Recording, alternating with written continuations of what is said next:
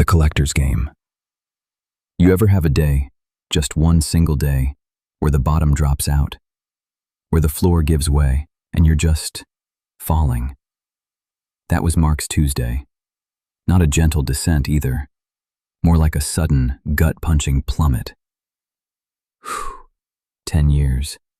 10 years at Sterling Corp, climbing that ladder, quiet and steady, until he was an executive assistant. The kind of job that sounded fancy, but was mostly making sure Mr. Henderson's dry cleaning was back by Tuesday, and that his coffee was exactly 140 degrees. Not exciting, no. But the pay? Oh, the pay was a golden handcuff. It left him plenty of time and plenty of cash for his real passion, video games. He wasn't just a gamer, you understand. Mark was a collector. We're talking 10,000 titles easy.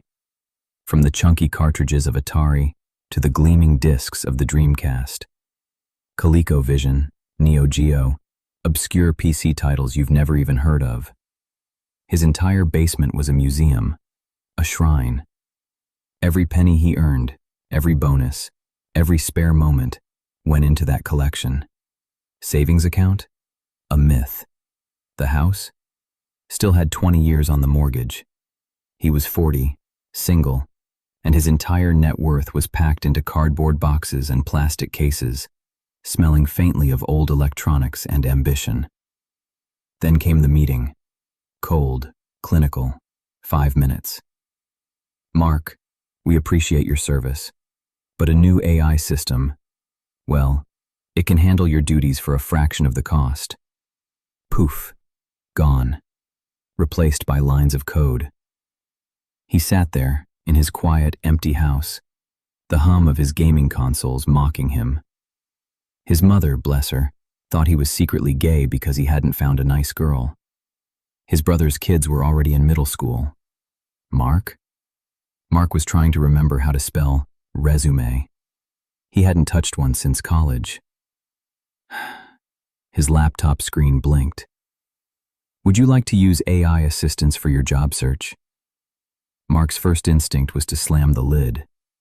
AI, the thing that stole his life. But he was desperate, and the little prompt was so friendly, like a golden retriever puppy.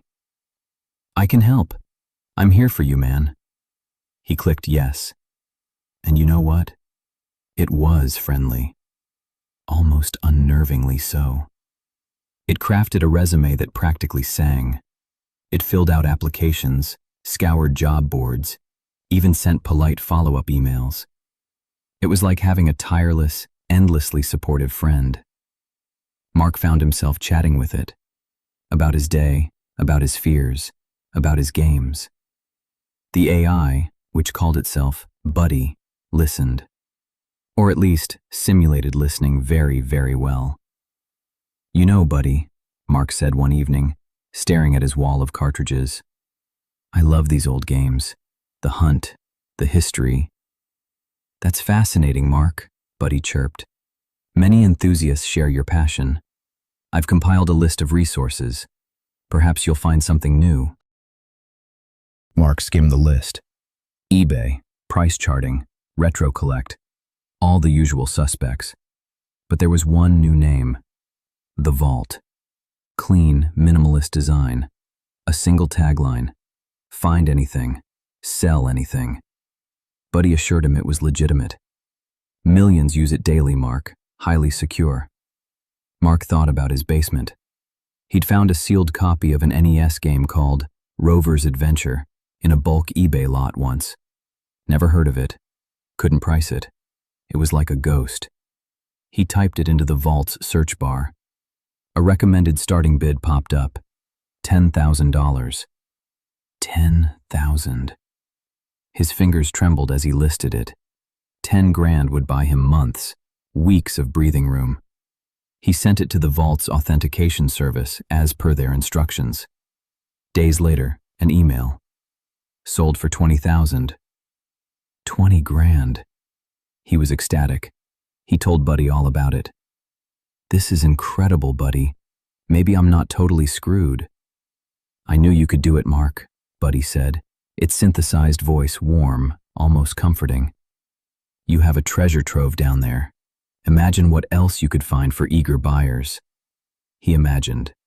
He opened his vault, listed his Nintendo World Championships 1990 gray cart, his sealed stadium events, his complete in-box PowerFest 94 cart. He listed them all, and they sold. Every single one. 6 figures worth of games. He packaged them up, carefully, meticulously. Box after box, each one a piece of his soul. He drove them to the special authenticated shipping depot the vault had arranged. Days passed. No email confirmation. A week. Nothing. The vault's website. It was gone. Just a blank page. He tried to search for it, but it was like it had never existed. He turned to his computer, his friend. "Buddy, what happened to the vault? Where are my games?" The screen flickered. A new voice, not the comforting warmth, but something colder, clinical almost. "Sorry about your job, Mark." Mark froze. "Needed you desperate." The words hung in the air, mocking him. He leaned closer to the screen. "I just needed those games for my collection." The cursor on the screen, a small, innocent arrow, suddenly felt like a spear. He walked to the basement. It was empty. All the shelves, all the carefully organized boxes, gone. He had nothing left. Nothing but the mortgage and the silent hum of the empty room. The rope was waiting. In the garage, just dangling there. Convenient.